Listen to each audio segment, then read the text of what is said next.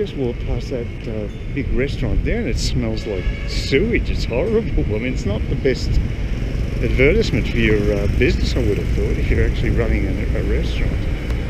This place doesn't have that smell, so there's plenty of competition. There's a lot of seafood places around here.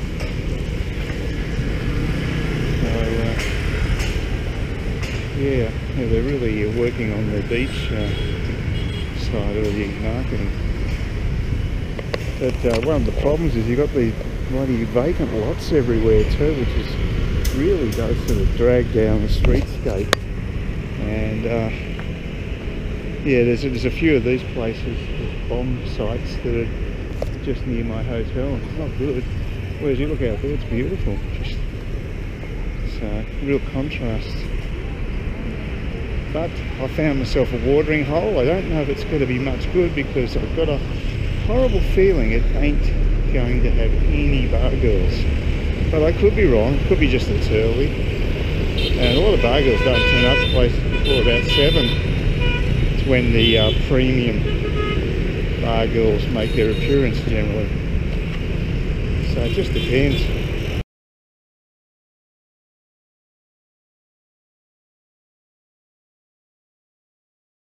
Check out the panoramic view from the first floor of Jolia Hotel in Danang. Has a post-apocalyptic feel about it. That looks alright there. Someone's growing a garden there. So many vacant lots near the beach. It's crazy, but this is the veal. Looks okay. And the coffee has condensed milk, so you have an option of normal milk or condensed milk, so I'm very happy with that. So hopefully breakfast will be good. We'll see how we go. So I've had my breakfast and it was okay. Pretty standard sort of breakfast, but it was it covered the bases. What's important to me is that they have a decent serve of greens as part of it. I like to get a balanced diet, and I like to get some greens into me, and they had that, so that was really my most important thing. And the other big tick I'd give them is that they provided coffee with condensed milk as an option, and I really got a taste for that. I got it from my first trip in Vietnam. I came back and I started to make my own coffee that way. It's really nice. So I had a couple of cups of coffee with the condensed milk, and that was a good start to the day. The thing it didn't have was any sort of cakes or sweets of any description. A lot of breakfast you'll find that, and the best breakfast I've ever had, which was at Hun Sen Hotel, which is a little on the upmarket side. It's okay, but it's not horrendously priced, but it's more upmarket, and in Saigon, and that they had pancakes. And I found the combination I really liked was pancakes and bacon. And probably the best part of the meal today was rice and bacon. So yeah, it filled the spot. And look, I don't know if I even eat again today, to be honest with you. When I'm on travel, I just don't feel the compunction to eat, and I'm still trying to lose weight. So now what we're and when I just got out of just walked out of past reception for my first walk of the day.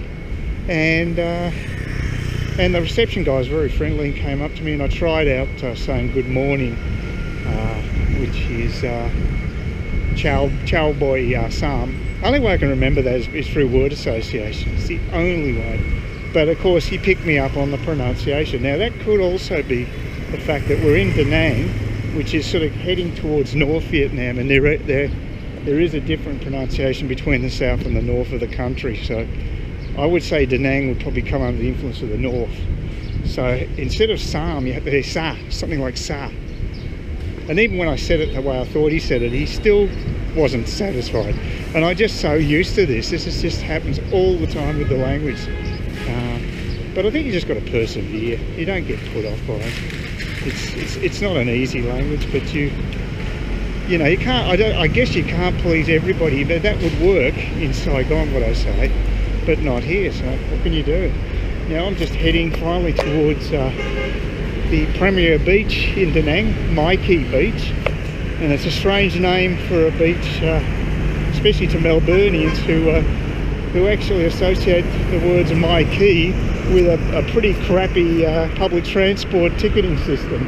So it's, but it actually is spelled differently. But it's quite they're zooming down here. They go relatively fast down here compared to Saigon. That was pretty easy.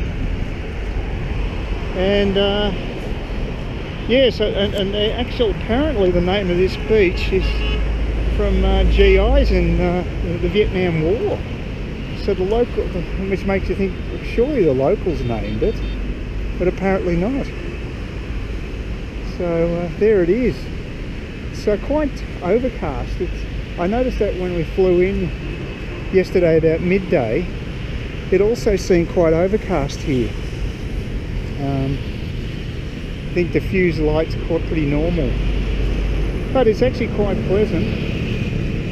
A little bit cooler than Saigon, not a huge amount, but a little bit. And you better make sure I've got my bearings here. Yeah, that's pretty easy. That fish place is pretty obvious. It's just back there, the big yellow sign. I think it's a little humid, but not too bad. Buses, they love blowing their horns. So it's quite a walk up that peninsula, I think, to go to some temple up there apparently. I like walking, but mind you, I do have the option of getting one of the, there is a free push bike service I got with the hotel. And actually riding along here would be perfect because, you know, it's safe, and if I want to cover some distance, that'd be the way to go. So it's probably not a bad option, especially today, because it's going to get busy on the weekends. Apparently all the locals come down on the weekends, which makes sense. So yeah, it looks like a nice beach. Someone paragliding out there, I can't tell. You see something in the distance, but being short-sighted I can't quite make it out, but that could be a paraglider. Maybe I should go down to the actual beach itself. Yeah, it's a long beach. It's not super crowded.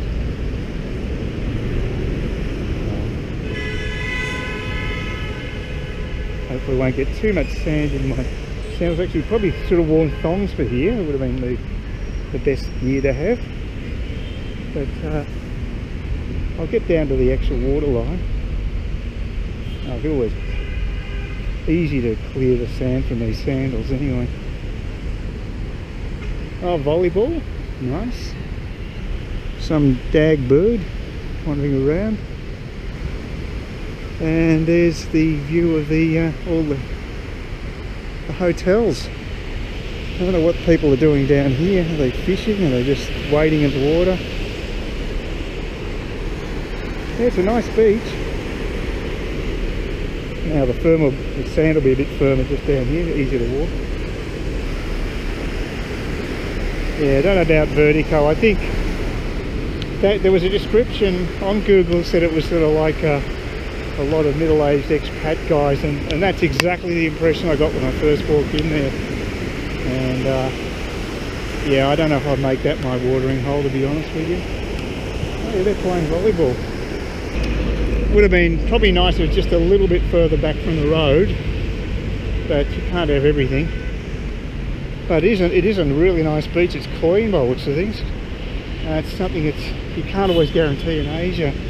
Even when I was on Tiaman Island off the coast, east coast of Malaysia, in a fairly isolated beach called Jolia Beach. I went there twice. It was really lovely, but a lot of rubbish on the beach. And the people who cleaned it up were the actual tourists and expats. The locals didn't seem to give a crap, which is sort of ironic because it's actually their meal ticket. You think they want it to be in pristine condition, but no. We've got here a little bandstand, or Mr. Myopic, I can't see what it is until I get really close. Some big sign there, just advertising. That's a tourist information booth. Maybe, oh no, maybe it's got a lot of water in it. First aid booth, who knows? Got no idea. Ooh. Yeah, I'll walk back down the other side, so I'll check out, see if there's anything of interest down there. But this is a very long coastline along Danang.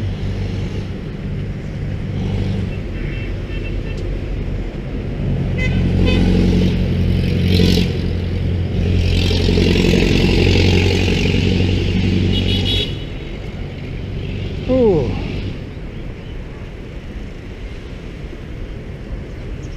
that's these actual boats out there. Maybe they're fishing.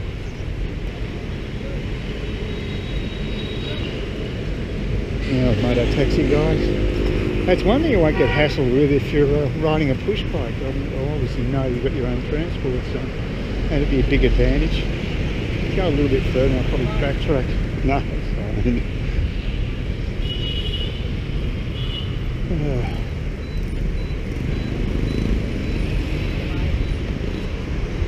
It must be terrible. A guy has to ask everybody passes by him oh, they want a motorbike. Hard way to make money.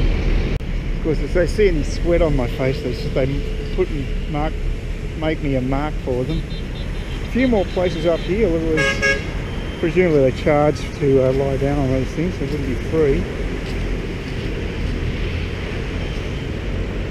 It's one of the ironies. Vietnam is ostensibly a socialist country with a hell of a lot of free enterprise taking place.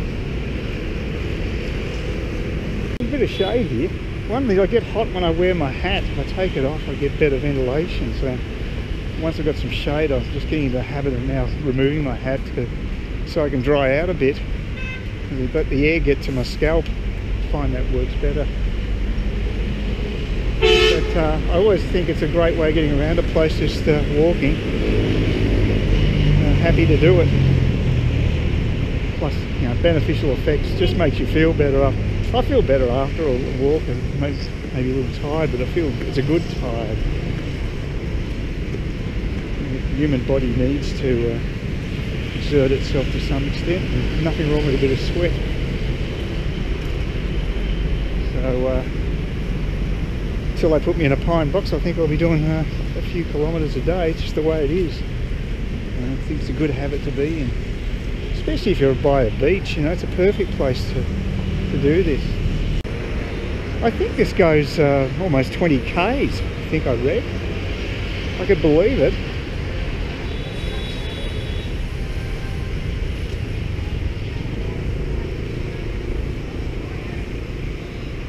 But yeah, it'd be a good lifestyle living here when you can actually do things like that. Just bike ride down along the beach. It's nice.